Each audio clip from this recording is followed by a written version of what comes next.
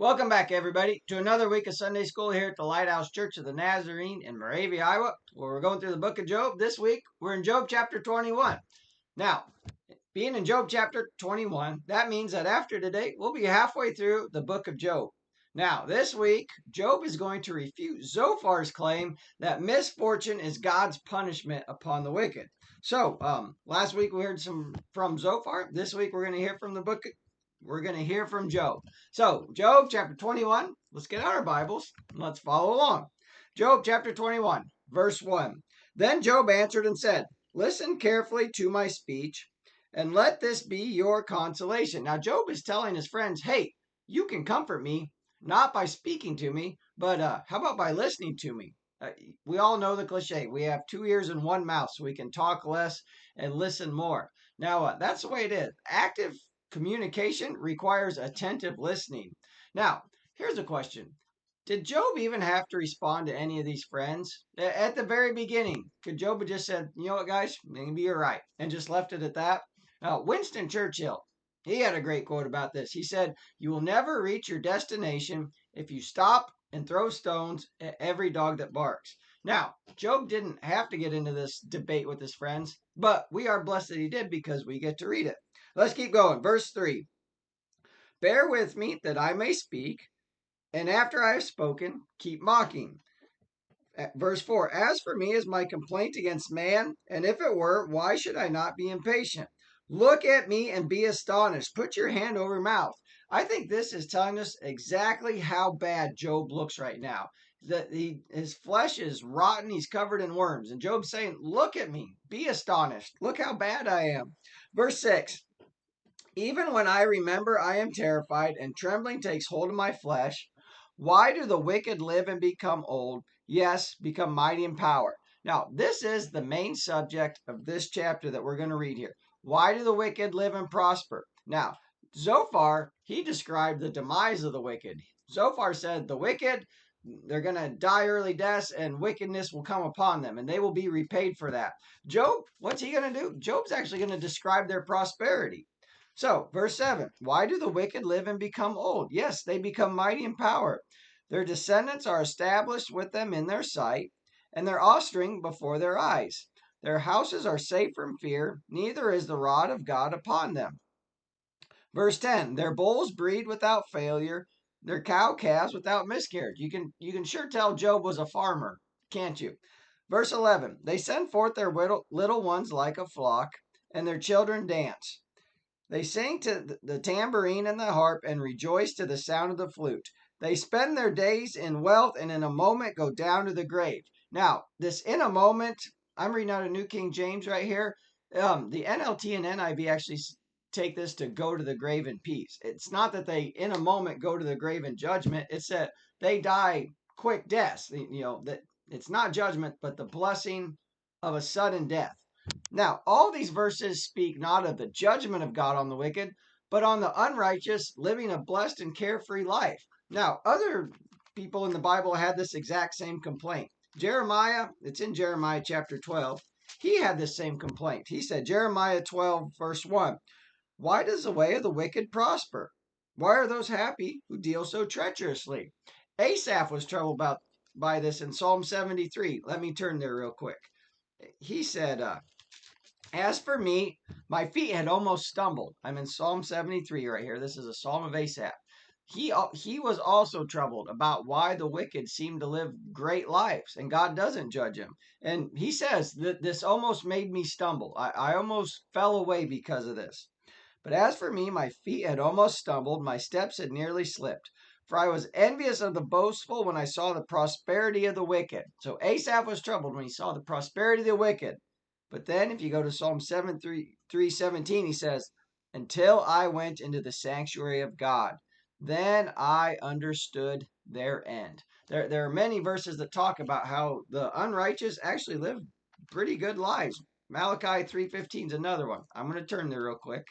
Malachi 3:15. He says, "So now we call the proud blessed, for those who do wickedness are raised up. They even tempt God and go free." Jesus also talked about this. Luke chapter 12, the parable of the rich fool. Remember, he had abundance. He said, Self, I'm going to tear my barns down. I'm going to build bigger barns. I'm going to tell myself, eat, drink, and take it easy. Soul, take it easy. But what happened? Jesus said, You fool, for this very night, your life will be required on you. So we have to remember when it seems like people are living godless lives, but still having a great time, that this life is short, and any pleasure derived from that is going to be only in this life. Now Solomon, what did he say? Though a sinner does evil 1,000 times and his days are prolonged, yet I know it will be well with those who fear God. That's what we need to remember. Our reward is in heaven. Let's keep going here. Where are we at here? I think we're in verse 14, talking about the wicked. Yet they say to God, Depart from us, for we do not desire the knowledge of your ways. How many people live their lives without a single thought about God? They could care less about God. Pharaoh said this. Remember, it's in Exodus 5:2. Moses told Pharaoh, Let my people go. And what did Pharaoh say? Who is this God, and why should I fear him? It truly seems like most people don't even want God in their life, or they don't feel like they need God in their lives. They seem to think, you know what? I'm doing just fine on my own. Why would I need that? And that's the complaint of Job right here. Verse 15. Who is the Almighty that we should serve him? And what profit do we have if we pray to him? What Job's calling out people here is the people that's like, what's in it for me? You ever had somebody come to church and they're like, well, what do you have for me? How are you going to serve me? It's backwards. Jesus said the Son of Man did not come to be served, but to serve. This is what we should be doing. What can I do? Now, Job's complaint here, well, what profit do we have if we pray to him? This, if you remember, this was actually Satan's accusation. He said, Satan came before God and said, Job, he just serves you because of how much you blessed him. But what did Job say? It's in Job 13:15, where Job says, Even though he slay me, yet will I put my trust in him. So let's keep going here. Verse 16. Indeed, their prosperity is not in their hand. The counsel of the wicked is far from them. This is another thing that Job's talking about. The unrighteous, they think their prosperity is in their hands. They think they are in control and they gained everything by their hand. But what do we know? We know that God controls everything. Correct? It's in Daniel chapter 5. We've had this now probably a couple weeks ago. But Daniel tells Belshazzar, the God who holds your breath in his hand and owns all your ways, you have not glorified. That's what Daniel told Belshazzar in Daniel 5:23. So here's a question. Do godless people live apparently happy lives? Apparently, it seems like you can. But guess what? There is an end. Remember, Asaph said, and then I understood their end. It will not go well with those who do not fear God. Let's keep going here. Verse 17. How often is the lamp of the wicked put out? How often does their destruction come upon them? The sorrows of God distributes in his anger. They are like straw before the wind, and like chaff that a storm carries away. They say God lays up one iniquity for his children. Let him recompense him that he may know it. Now, I kind of like the way the New Living Translation says that. Sometimes I feel like I should just be reading from the New Living Translation sometimes. But the New Living says, well, at least God will punish their children, is what people say. But that's not exactly true. Do children have to pay for their parents' sins? Ezekiel told us that. He says, no, the soul that sins shall die. A son shall not pay for the sins of his father, nor the father for the sins of the son. But if we go to Exodus, in the Ten Commandments, Exodus 20, verse 5, God says, I, the Lord your God, am a jealous God, visiting iniquity to the third and fourth generations of those who hate me, but love to 1,000 generations to those who love me. So what can we take away from this here? Do children have to pay for their parents' sins? Well, I think a wicked person will pass on lifestyle sins to their children that they will have to pay for. That it'll take work to get them out of that. But the Bible also tells us that we are responsible for our own selves. We can't blame problems on our parents. Let's keep going here. Verse 20. Let his eyes see his destruction, and let him drink of the wrath of the Almighty. For what does he care about his household after him, when the number of his months are cut in half? Verse 22. Job is about to explain right here that everyone dies. The wicked die just like everyone else. Can anyone teach God knowledge since he judges those on high? Of course, the answer is no. We know it. I mean, his ways are not our ways, nor are our ways his ways. For as the heavens are higher than the earth, so are his ways higher than our ways, and his thoughts than our thoughts.